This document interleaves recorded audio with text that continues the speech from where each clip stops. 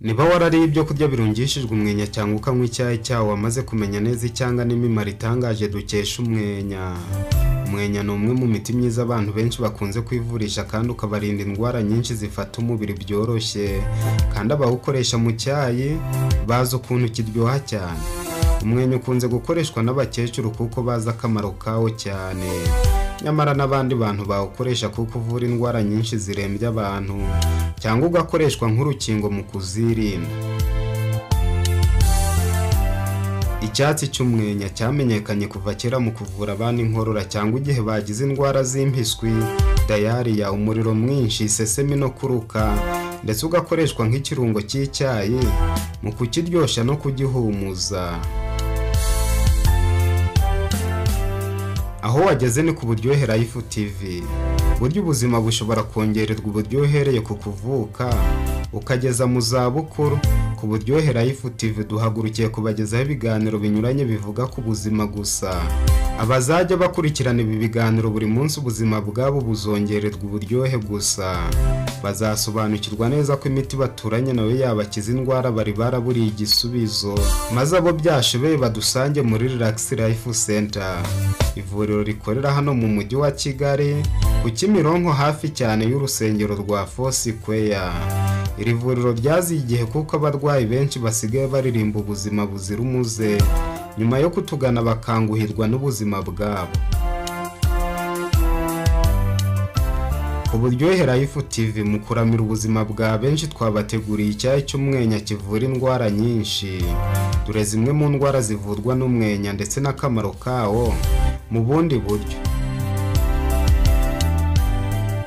Rimwe, inkorora ku bana n'abakuru.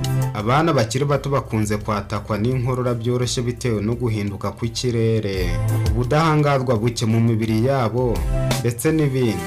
Guhekenya amababi y'umwenya ukamira amazi yawo bituma abana bakira inkorora byihuse, ndetse n'abakuze babigenza utyo bagakira. Nubwo umwenya uvura abana inkorora, ariko umwana utarageza amezi 6 ntabwo yemerewe kuwukoresha. Kabiri, impumuro yawo yirukana imibu. Umwenya kubera uhumura bidasanzwe, abantu bawuteye hafi y'inzu bavuga ko impumuro yawo yirukana imibu n'utundi dukoko duto mu gihe cy'amasaha y'umugoroba. Gatatu, guhumeka vuba vuba. Abantu bamwe bakunze guhura n'ikibazo cyo guhumeka vuba vuba nka kimwe kigaragaza ko umutima wabo utameze neza, nyamara umwenya usubiza ku murongo imikorere y'umutima ndetse ukarinda umuntu umuvuduko w'amaraso.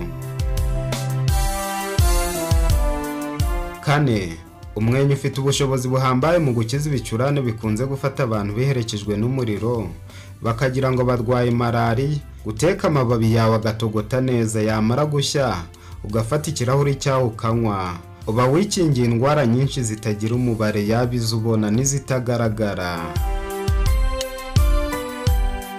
Nk'uko namaze kubibabwira, umwenya ababyeyi bawukoresha bavura inkorora z'abana. Nibyo koko uyu ni umuti w'inkorora n'ibicurane, gusa ku mwana utaratangira kurya ntibyemeye kumuha imiti y'ibyatsi, ni kimwe n'uko wamugaburira. Uhekenya amababi ukamira amazi cyangwa ugakora icyayi cyawo, ntuvura abana gusa n'abakuru barakira. Ni umuti urwanya diyabete n'umuvuduko udasanzwe w'amaraso. Ku bagabo kimwe n'abagore ni umuti wongera iruba, ubushake bwo gutera akabariro. Uyu ni umuti urinda imitsi ukanatuma ubwonko bukora neza. Amavuta uvuyemo yica mikorobi nyinshi, ndetse ubushakashatsi bwerekanye ko anarinda malariya. Kuwutera hafi y'urugo bikumira imibu n'udusimba duto twatera indwara. Urwanya guhitwa niyo haba hazamo amaraso, ukawukoresha 3 ku munsi birakira, mu gihe bitatewe na amibe. Ariko na amibe nayo ishobora gukira. Ni umuti uzimya umuriro ukanavura umutwe, urinda ukanavura kuruka n'isesemi. Kunywa birinda umwijima kwangirika kuko bifasha gusohora imyanda mu mubiri. Ni umuti mwiza w'igifu kirimo ibisebe. Ucanira ibibabi n'imizi mu mazi ukanywa agakombe 2 ku munsi.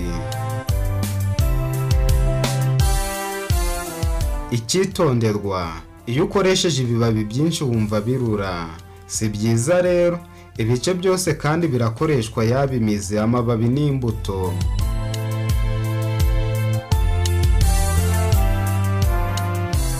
Noneho mureke tuje twinywera icyayi cya mante dusigasira ubuzima buzira umuze. Kandi niwumva utari kwihutira kugera ku buzima bwiza vuba, ntuzabure kutugana muri Relax Life Center hano mu mujyi wa Kigali ku Kimironko hafi cyane y'urusengero rwa Foursquare.